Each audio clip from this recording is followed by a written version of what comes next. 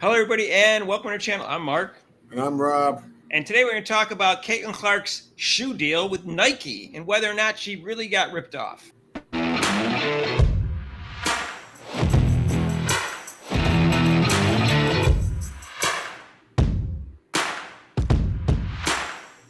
So, hey, if you haven't subscribed to our channel yet, please do so. Hit the notification bell when you do so you get notified of our next video. So, one podcaster said it was one of the worst contracts in the history of sports. Other people have said similar things. Other people said she should have fired her agent. Her agent doesn't know what she's doing. And I will tell you that they're all full of crap because none of them know the percentage that Caitlin Clark will make on each shoe. So it's totally up in the air whether or not this is a good deal or a bad deal. It could be a fantastic deal. It could be the worst deal in the history of shoe deals. I have no idea. And the key is nobody else does either. Right. Because I looked it up, Rob, and there is no known percentage of how much Caitlin Clark makes on each shoe. But she does get a percentage of the shoe. So it's not $8 million for 8 years. That's just an approximation. That's probably the minimum she's going to get. So she probably negotiated a certain percentage, knowing she's going to sell a lot of shoes. Right. And for some reason, they're not releasing how much she gets per shoe. So, like I said, if it's a good percentage, you know she's going to sell a ton of shoes. Yeah, I mean, it's an unbelievable amount of money. So everybody's saying it's a lousy deal just because $28 million doesn't sound like a lot for Caitlin Clark. That's not the max. That's not the most she can make. I'm sure there's a percentage. Mark, they were not going to be able to keep those shoes in the store. They'll be gone as soon as they come out. They'll be gone. So I mean, right there tells you that it's going to be more than that. You know, for them to say that it's a horrible deal. Are you kidding me? Sure. I bet you Reebok or any other shoe company would love to have any kind of deal with Caitlin Clark. Well, the point is, Rob, nobody knows. Now they did interview the guy Sonny Vaccaro, who actually is the one that recruited Michael Jordan. And if you know anything about that deal, Michael Jordan was the first one to get a percentage of the shoe.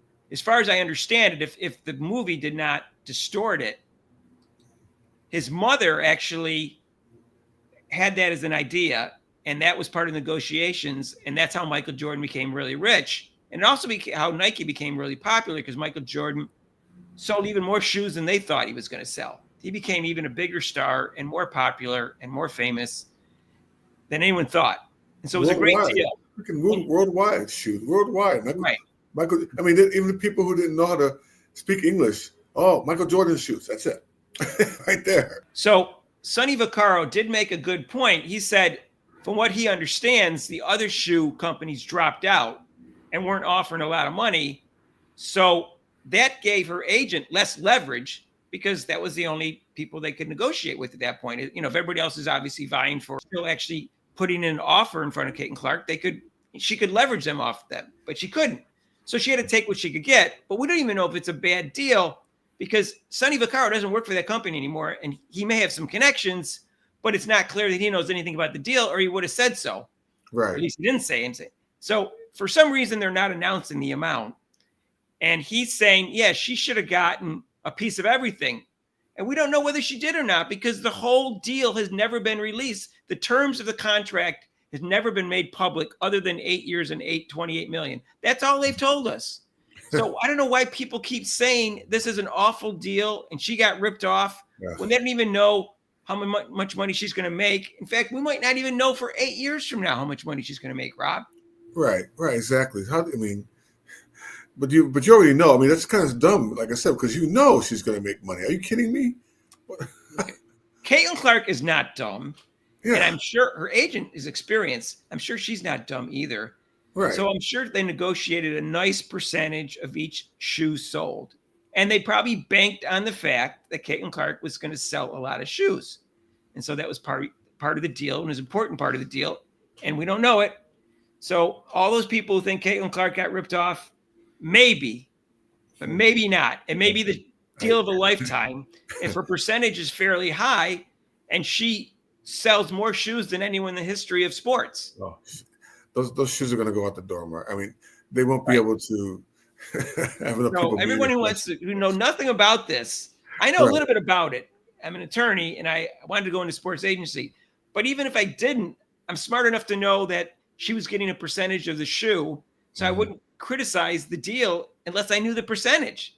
We compared it with other percentages that other people get, like Michael Jordan and everybody else. Right. So I don't know where this criticism is coming from, other than the fact that they think 28 million doesn't sound like a lot. Again, it doesn't sound like a cap to me. That sounds like a minimum amount that she's going to get. Yeah, that's a figure that they just. That's a figure that is. I mean, you don't have to even be a lawyer. That's just a figure they just threw out there because they don't know. But so they said, okay, we'll do 28 million. Yeah, we'll just throw that out there. It's like when people say they're suing for 50 million. No, they don't really sue for 50 million. Generally, they just sue and they hope to get a certain amount. That's generally. It's the same thing with here. So 28 million. That's probably the minimum amount that she's guaranteed, and then she's probably going to get more than that for each shoe that she sells, which is going to be a freaking lot. Now, the fact that the shoe hasn't come out yet, I don't have a strong opinion on that either, because I don't know what the delay is, and I don't know the exact time period that all these other shoes came out. I know LeBron signed one, and then it came out, the same year. However, Caitlin Clark only signed 5 months ago or so we don't know how long it takes, and we don't know how long they were negotiating. For instance, let's take Asia Wilson. She signed recently, right? And supposedly her shoe's going to come out first, but supposedly they've been negotiating for a year or two. So they may have been designing the shoe already. I don't know. I have no idea. Neither does anybody else except for the people at Nike. Right. I was just going to say that, Mark. They probably said, okay, we're going to have a shoe deal with you. Boom. But then they haven't even started designing what the shoe is even going to look like. They just like you said, you're a lawyer. You have to negotiate first the amount before you can even have the shoe first. Yeah, and I'm sure Nike's not stupid, so they're gonna know. They can't wait too long to put out Caitlin Clark's shoe.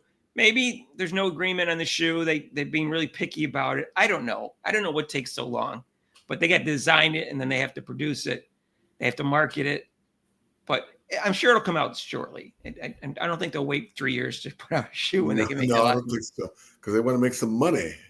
But anyways, I just want to inform at least the people that watch our channel that other channels that are putting out videos and other articles that you see and other things saying, none of them know any of the real facts they need to know to judge this contract. Right.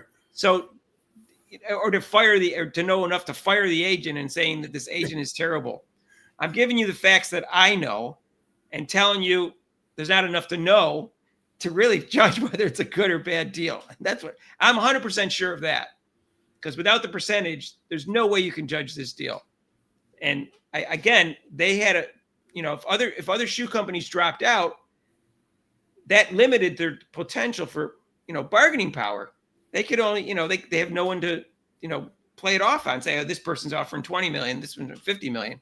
So they had, at some point, they had to settle for something at a certain amount, because otherwise they have to go back to the other shoe deals that were offering even less. Right. It's, like I said, it's negotiating. It's like, okay, what are you offering? Oh, we say this. Oh, okay. Okay. How about you? Okay. We say this. Oh, okay.